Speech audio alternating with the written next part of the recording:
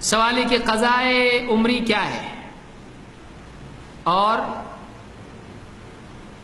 پڑھنا کہ نہیں پڑھنا، اور تسبیح انگلش میں سوالات ہیں اس لیے میں اب انگلش پڑھوں گا. ہاں انگلش بتا رہا ہوں، انگلش بھی آتی ہے ان کو. تسبیح پڑھنا اسلام میں جائز ہے کہ نہیں ہے؟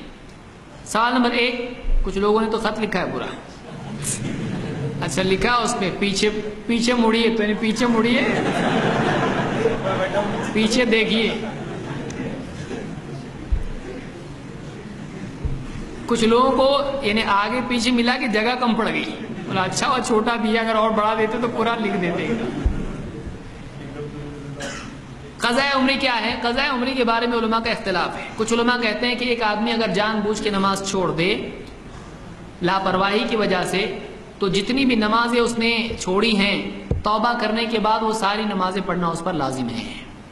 اس میں فرق ہے. علماء ایک طرف علماء وہ گئے ہیں جو قضاء کے قائل ہیں، کچھ علماء کہتے ہیں نہیں، ایک فرق ہے.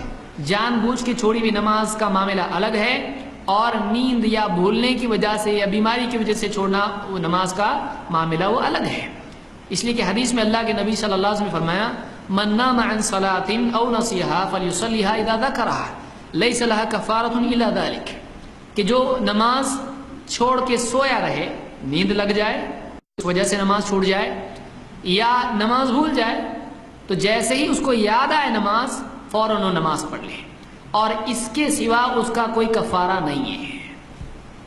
تو اس قول کے قائل کہتے ہیں کہ اگر بھول سے نماز چھوٹ جائے، یاد نہ رہے یا سوئے رہے، اٹھنے کے بعد شریعت نے اس کے لیے کفارہ ذکر کیا ہے.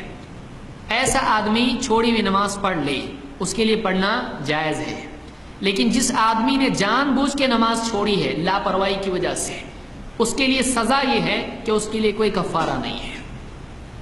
یہی فتویٰ ہے عمر ابن خطاب رضی اللہ عنہ کا، یہی فتویٰ ہے عبداللہ ابن عمر کا، یہی فتویٰ ظاہر قول کے متعلق عبداللہ ابن مسعود کا ہے، اور ابن سیرین کا ہے، حسن بصری رحمۃ اللہ علیہ کا ہے. سلف میں سے اس کے قائل علماء ہیں.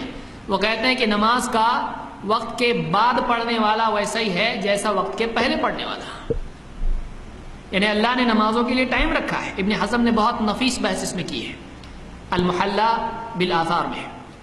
انہوں نے کہا کہ ایک نماز کا وقت نکل گیا اس کے بعد پڑھ رہا ہے، تو اللہ نے ٹائم رکھا ہے، اس کے پہلے پڑھے تو نہیں ہوگی، اس کے بعد پڑھے تو نہیں ہوگی.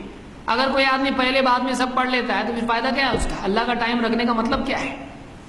تو اس آدمی کے لیے کوئی فرق ہی نہیں، کوئی گناہ ہی نہیں اس کے اوپر، کوئی معاملہ ہی نہیں، اس کا ٹینشن ہی کرنے کی ضرورت نہیں. نماز ادا ہو جاتی ہے اس کی، کبھی بھی پڑھے وہ. تو نماز ادا نہیں ہوتی اس آدمی کی جو وقت نکل جانے کے بعد اس کو پڑھے، اس کی نماز نہیں ہوتی ہے. اور کفارہ اسی کے لیے ہے جس کے لیے عذر ہے. اللہ نے کون سی دلیل ہے جس کی بنیاد پر ایک آدمی کہے گا کہ اس آدمی نے بھی قضا کرنا چاہیے؟ کیا دلیل ہے؟ کوئی دلیل نہیں ہے. چھوڑی ہوئی نماز اس کی قضا کی دلیل اسی کے لیے ہے جس آدمی کی نماز کسی عذر کی وجہ سے، شرعی عذر کی وجہ سے چھوٹی ہو. بلا عذر اگر کسی نے نماز چھوڑی ہو تو اس کی قضا کی کوئی دلیل نہیں ہے. یہی قول ابن تیمیہ کا ہے، یہی قول شیخ الالبانی کا ہے. بعض علماء تو اس طرف گئے جیسے امام احمد اور بہت سارے دوسرے علماء کہ نماز جان بوجھ کر چھوڑنے والا اسلام ہی سے نکل جاتا ہے. تو کہتے ہیں جو آدمی اسلام سے نکل گیا وہ تو مرتد ہو گیا. اب کلمہ پڑھ کے اسلام میں آئے گا تو اس کے پچھلے سارے معاملات خالی ہو جائیں گے، اس کو واپس سے وہ عمل کرنے کی ضرورت نہیں ہے. تو اس کی وجہ سے کافر ہو گیا تھا، اب تو توبہ کر کے جب اسلام میں آیا ہے تو پچھلی قضا اس کی کرنے کی ضرورت نہیں ہے. تو کتنی شرم کی بات ہے آپ سوچیں. اس لیے نماز جان بوجھ کے چھوڑنا نہیں چاہیے، اس کی کوئی بھرپائی نہیں ہو سکتی ہے. یہ سزا ہے اللہ کی طرف سے کہ تم بھرپائی نہیں کر سکتے، آپ پکڑ ہو سکتی ہے اس کی. اب اس کی بھرپائی کا طریقہ کیا ہے کہ وہ اس فرض کی کمی کو نفل سے پورا کرے. لیکن بہت سارے نفل مل کے ایک فرض کے برابر ہوتے ہیں. فرض اور نفل برابر ہے کیا؟ نہیں. تو کئی نفل مل کے یہ سزا ہو گئی. وہ نہ دو چھوڑا، دو پڑھ لیا، بعد میں پڑھا، پہلا پڑھنے والا فرق کیا ہوا اس کا؟ ہو گیا، یہ پاس ہو گیا، مطلب کوئی مسئلہ نہیں اس کے لیے. وہ کئی نفل پڑھ کے کیا کرے گا؟ اس فرض کی کمی کو پورا کرے گا. تو کئی بار پڑھنے سے اچھا ایک بار پڑھ لینا ہے. کئی بار گناہگار بن کے پڑھنے سے کیا ہے؟